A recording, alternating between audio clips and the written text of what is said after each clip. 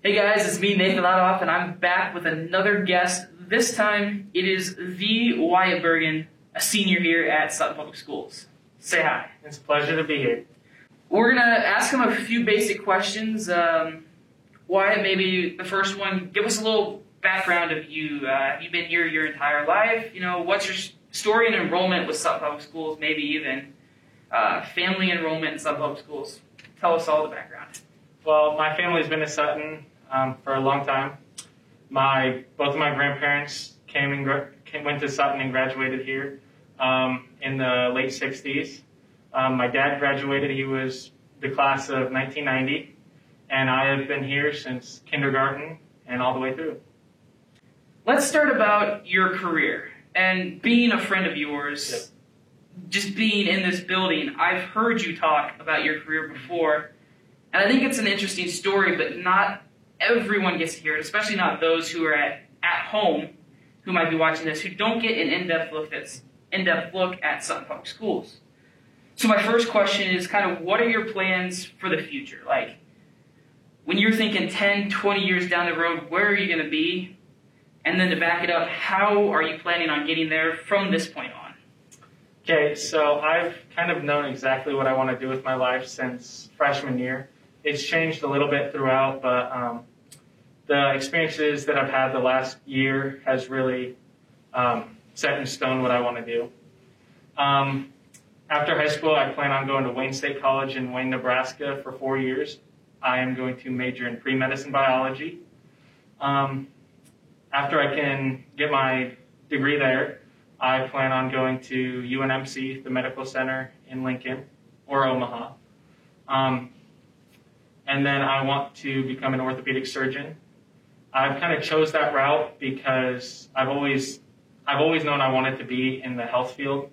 But since I have faced many orthopedic injuries myself, it's really opened my eyes to an orthopedic surgeon in particular. And I've kind of shadowed some and kind of got a firsthand look at what they do, and it's really the future for me. So you said kind of from your freshman year on, you knew, and then as of this late, last year, you said it's kind of set in stone. So what was it this past year that set it in stone? I think you might have hinted at it, having many orthopedic encounters in your life. But just tell us some of those injuries, how they occurred, and stuff like that. So I was a relatively, careful child up until about third grade. When I first started out wrestling practice, third grade, I broke my right wrist. I ran into a wall, had a cast. That was the first bone I broke. Then I went on without many injuries until about sixth grade, I think. I broke my right toe. That was on the wrestling mats at PE. Just stubbed it and swelled up and broke that one. And then it just kind of spiraled out of control once I got to junior high school. Seventh grade, I made it through injury-free. Eighth grade, like the third practice of the year for junior high football, I broke my right collarbone. I was just tripped up, fell on it, broke. That kept me out all football season. Freshman year, made it through most of the year, and then playoffs.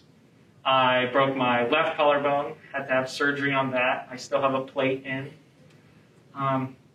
Sophomore year, made it all the way through, no injury. And then junior year, the practice before the state championship, I tore my ACL, meniscus, and MCL. That kept me out of sports up until this summer. And then the second practice before summer camp, I retore my ACL, and that will keep me out of sports for the rest of my career. So if you hadn't have torn your ACL again, was there any look at, would that have changed your career path at all? The first ACL tear is really what guided me on the path of being an orthopedic surgeon. I was really kind of debating between orthopedic surgery and dentistry. Those were the two main ones. But after this, just knowing my experience, I just want to help kids that go through the same thing I go through. At first, it was really, really tough, but I've really learned so many lessons from it. I just want to be there to help kids that are in the same situation as I am.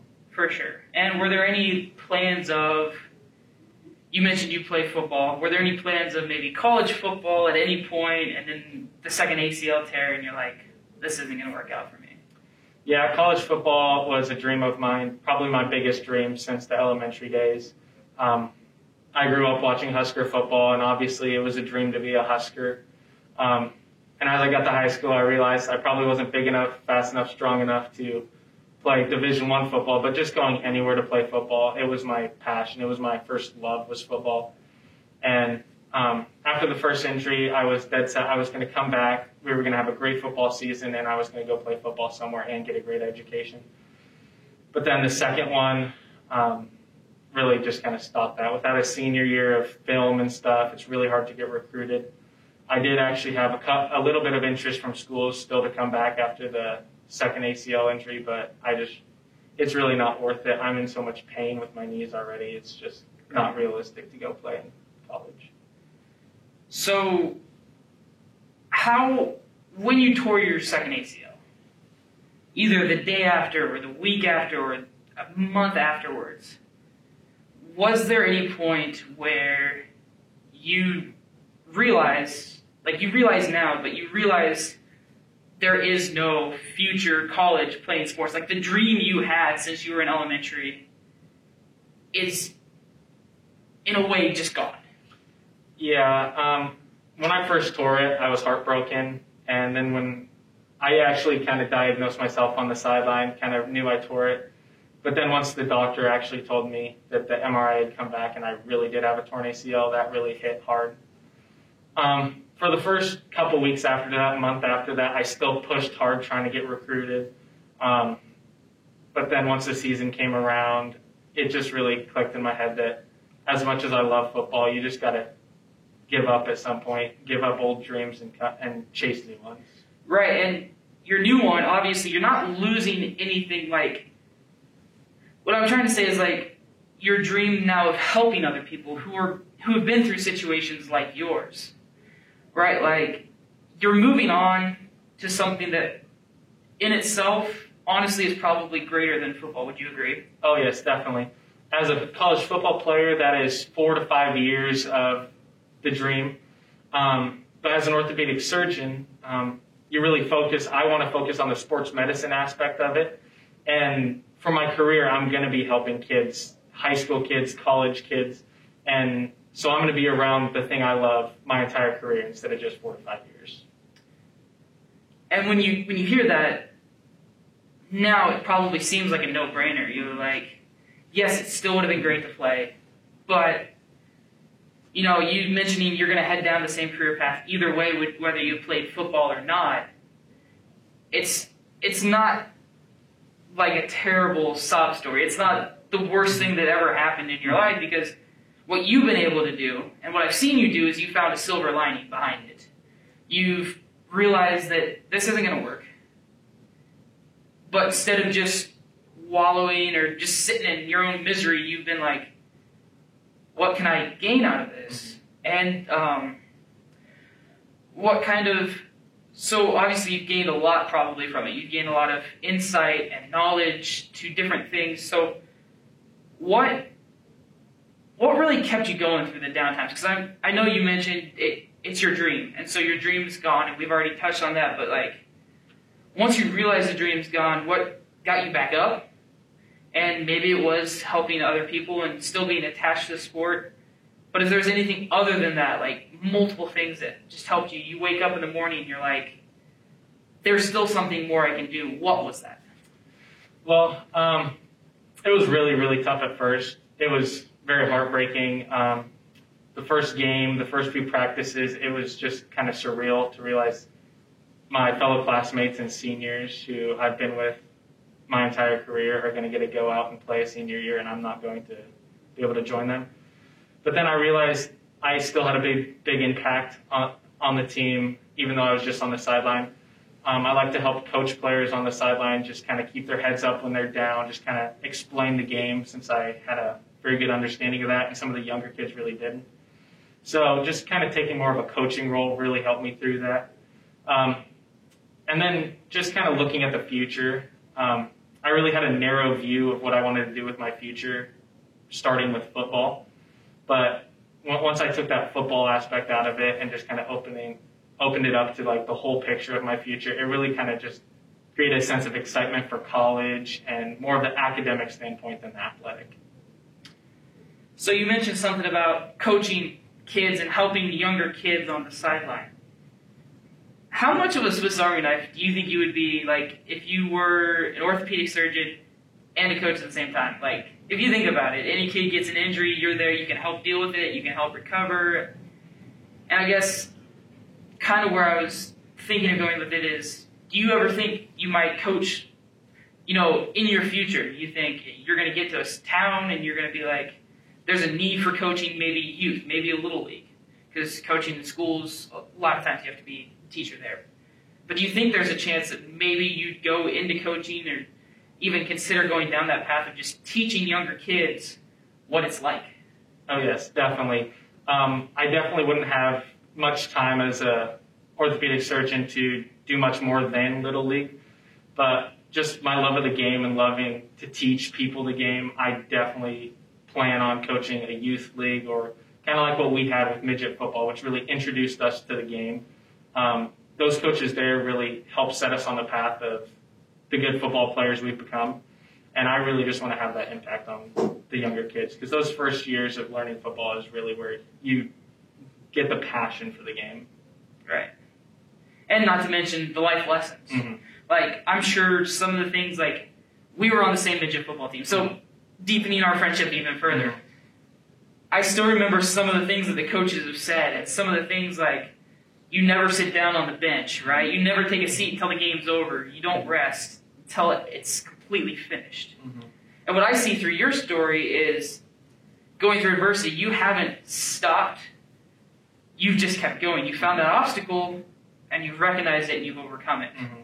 And I think that goes back, and honestly, like, hindsight's one of the best things ever. It might hurt once you realize some of the stuff, but hindsight's amazing. Like, you can see, part of us not sitting down was you don't rest. You keep going. If you get injured a little bit, and obviously your injuries were more severe than other people's, but if you ever got like a little nick or a knack at practice, you kept getting up and you kept going. And you said you didn't give up that dream. You kept applying for college playing. A couple weeks afterwards, like, you didn't stop. You didn't let anything stop you, and you've come back from collarbones. And you said your ACL the second time, so you obviously had to get back from that. What was some of that PT like? Oh my goodness, physical therapy. It was never ending. So I originally tore my ACL on November 24th of 2019. I started physical therapy a week after that. So November 11th. I went through physical therapy all the way up until I think it was June of 2019. And it was very intense, lots of running, just exercising, strengthening, and it really, really had a toll on my body. Like, it was very, very tiring. At first it was 3 times a week, then kind of lowered it down to 2 times a week, and the last month or so it was 1 time a week. Then once I got cleared from physical therapy, it was less than 2 months later when I was sent back to physical therapy because I had just had surgery again. I'm still in physical therapy. I will probably be in physical therapy until February, March, and it is just very, very tiring. It's good work. The second time through, it seems a little bit easier because I've been through it, but it's tiring. So it's a little bit of a mental game that you have to play with yourself, like, keep pushing on and persevering. So we've established the fact that sports are now a thing of the past as far as participating and playing. Is there any part in your mind that says, I don't really have to get 100% rehabilitated through PT? Is there any part that's like, since I don't have to participate in any more sports, I don't really have to? Or is it more of a, you want it back for a quality of life thing? It's definitely tougher to be motivated this second time. I talked with my physical therapist when I first came back from surgery, my orthopedic surgeon, and they were both saying how much more difficult this will be because the first time going through it, I was motivated, come back, strengthen it, come back for a senior year. This time, there's not that end goal. as of now, my goal is to come back for track season, but that you really just have to get cleared for running. You really don't need all the strength and balance that you need for other sports. It's coming along. It's definitely a slower process this time and tougher to stay motivated, but I've found a way to some form of motivation. Now, might be infringing in a personal zone, but what are some of the motivating factors? You mentioned that you found some form. Are there any that you want to obviously discuss freely and openly about? Like anything kind of leading into my next question, like what is the best advice you can give to someone who is going through adversity, either the same way you have, such as re-tearing an ACL, or even through all your different things, or just they have their own adversity, but they need a tip from someone who's gone through the fire of how to keep going? I would say the biggest thing is set goals for yourself. The first time through physical therapy, obviously my goals were, I had a deadline of when I wanted to get back for sports. I wanted to get back for the July football camps. My goal was to finally get the chance to play in Memorial Stadium, since I was stripped of that chance. The second time through, it took me a while to find my goals, but I really want to get back for track season. That way I can compete for Sutton Public Schools in some form my senior year. That's probably my biggest goal. And like you said, overall, just quality of life. I want to make sure I do my knee really right this time. That way I don't have to go through so much pain as I get older and my knee breaks down. For sure. You mentioned setting goals. How much comes from self-responsibility of keeping up with those goals and being like, because I guess at any point in time, anyone can say, all right, I'm done with these goals. Like, I don't really want to accomplish them. Like, you probably have to be in a state where it's a mental battle. Like, obviously you said you've had reasons for the goals. And now you have track and representing Sutton Public Schools one last time, which I think is a great story in and of itself. But just, it's crazy how, like, your mental toughness must be through the roof, because I feel like if I were faced with that same scenario, I'd definitely come out stronger at the end, right? Which obviously is a great life lesson. The one question I was going to ask earlier, and I didn't get a chance to because it didn't really fit in, so this is kind of a just different transition. So through all the hardships, obviously you've gotten some playing time. Mm-hmm. And being on the team, I know that you've gotten playing time, and you scored a touchdown our junior season, so last year, versus our first game was North Platte. St. Pat's. Anna versus Centennial. Anna versus Centennial. So the kid knows how to score, he knows how to run the ball, and I think if you watch the film back, that St. Pat's game, I'm just running down, because I wasn't playing, but I was running down the sideline because I was excited for you. That's first game, I think it was the first touchdown of the game, of the season, by a kid who didn't really get as much playing time. But to me, that's a great moment. But I'm sure there's one, maybe specific one, or something that was specific to you that is, in your mind, the greatest Sutton Public Schools sports moment that you've had a chance to be a part of. There's a couple moments that really stick out. Freshman year, when we played Malcolm, that was our second varsity game that we played that season, and we were blowing them out. And I got in the game late fourth quarter.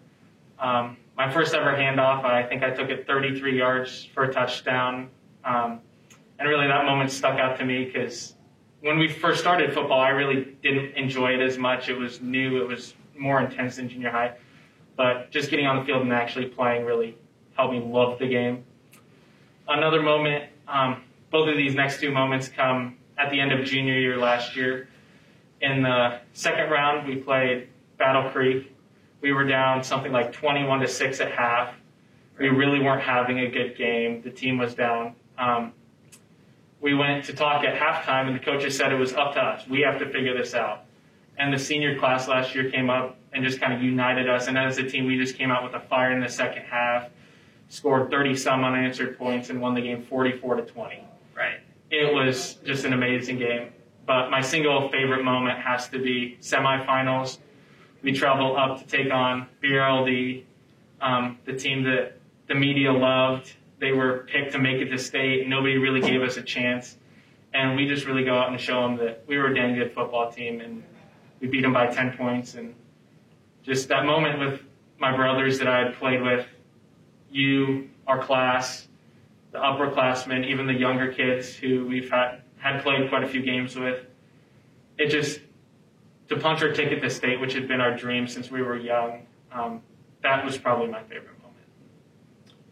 So, obviously, the final game didn't go the way we wanted it to.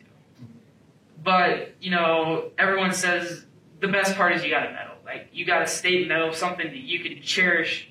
And I know a lot of kids, I look through the parking lot, they're hanging up on their cars. Like, it's a proud moment for a lot of us football players. And so, I know, just knowing you and a little bit of your backstory, your dad was on the football team. I think they had quite a bit of success too.